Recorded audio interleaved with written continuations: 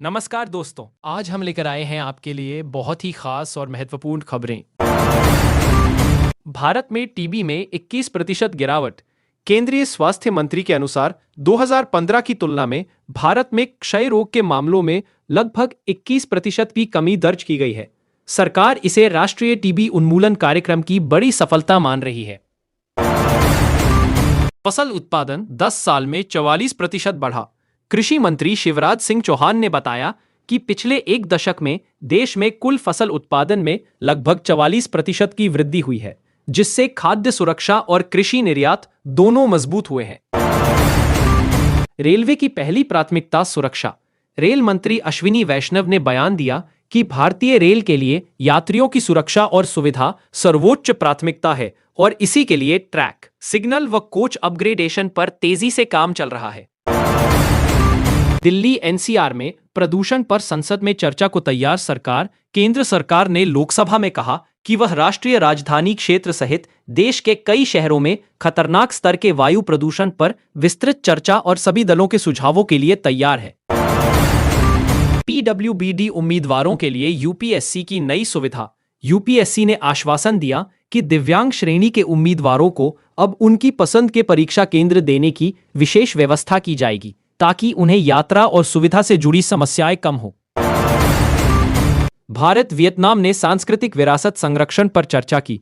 भारत और वियतनाम के प्रतिनिधियों ने पारंपरिक कला, थिएटर और अन्य जीवित विरासत को संरक्षित करने के लिए संयुक्त कार्यक्रमों और एक्सचेंज को बढ़ाने पर सहमति जताई है।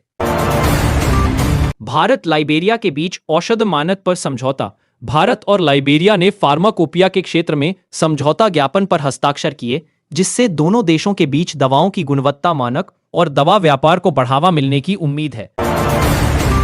ट्रेड डील के लिए ओमान यात्रा को लेकर भारत आशावादी। विदेश मंत्रालय ने बताया कि प्रधानमंत्री नरेंद्र मोदी की आगामी ओमान यात्रा के दौरान एक महत्वाकांक्षी व्यापार समझौते को अंतिम रूप देने को लेकर भारत काफी आशावादी है। अमेरिकी टैरिफ हटाने के लिए भारत की कोशिशें। रिपोर्टों के अनुसार भारत ने अमेरिका को संशोधित प्रस्ताव दिया है, जिसके तहत कुछ कृषि और औद्योगिक वस्तुओं पर अपने शुल्क घटाने के बदले रूस से तेल आयात पर लगाए गए अतिरिक्त 25% अमेरिकी टैरिफ हटाने की मांग दोहराई गई है।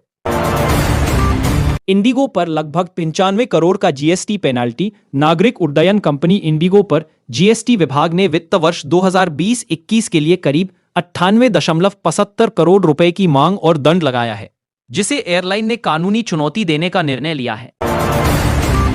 जापान के ओमोरी तट पर 6.7 तीव्रता का भूकंप। जापान के पूर्वी तट पर ओमोरी प्रीफेक्चर के पास 6.7 तीव्रता का भूकंप आया। प्रारंभिक जानकारी के अनुसार बड़े नुकसान या सुनामी की चेतावनी की बात सामने नहीं आई है, लेकिन झटके दूर दूर तक महसूस किए गए। संयुक्त राष्ट्र ने वैश्विक अर्थव्यवस्था पर कगार पर होने की चेतावनी दी। एक नई रिपोर्ट में संयुक्त राष्ट्र ने कहा है कि वित्तीय अस्थिरता और भू राजनीतिक तनावों के कारण 2025 में वैश्विक विकास दर और धीमी हो सकती है, जिससे रोजगार और गरीबी पर नकारात्मक असर पड़ने का खतरा है। वेनेजुएला का अंतर्राष्ट्रीय आपराधिक न्यायालय की संधि से हटने का कदम। मानवाधिकार उल्लंघन के आरोपों की जांच के बीच वेनेजुएला सरकार ने आईसीसी की रोम संधि से अलग होने की प्रक्रिया शुरू करने की घोषणा की है, जिसे अंतर्राष्ट्रीय समुदाय ने चिंता के साथ देखा है।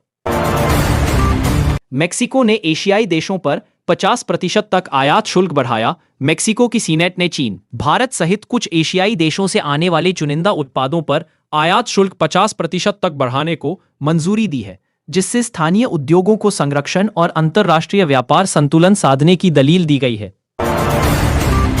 अमेरिका ने जन्मसिद्ध नागरिकता के लिए आने वाले पर्यटक वीजा पर रोक की तैयारी की। अमेरिकी प्रशासन ने संकेत दिया है कि ऐसे विदेशी नागरिकों को टूरिस्ट वीजा नहीं दिया जाएगा जो सिर्फ बच्चे को वहीं जन्म दिलाकर नागरिकता दिलाने के उद्देश्य से आते हैं। इसे कड़ा आव्रजन कदम माना जा रहा है।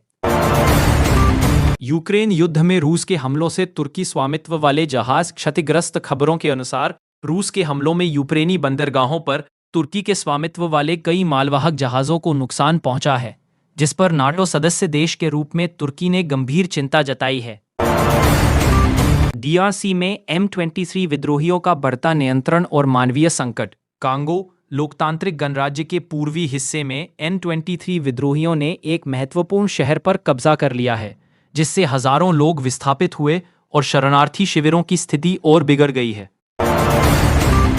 सुप्रीम कोर्ट ने मतदाता सूची में माइग्रेशन की व्याख्या स्पष्ट की। सर्वोच्च न्यायालय ने कहा कि मतदाता सूची संशोधन आदेशों में प्रयुक्त माइग्रेशन शब्द का अर्थ अवैध सीमा पार घुसपैठ को भी शामिल कर सकता है, जिससे संबंधित अधिकारियों को नागरिकता की कड़ी जांच का अधिकार मिलता है। संसद में ई सिगरेट विवाद पर हंगामा। लोकसभा में एक सांसद द्वारा कथित ई सिगरेट उपयोग के मुद्दे पर विपक्ष और सत्ता पक्ष के बीच तीखी नोकझोंक हुई, जिसके चलते कार्यवाही कुछ समय के लिए बाधित रही और स्पीकर से कड़ी कार्यवाही की मांग की गई।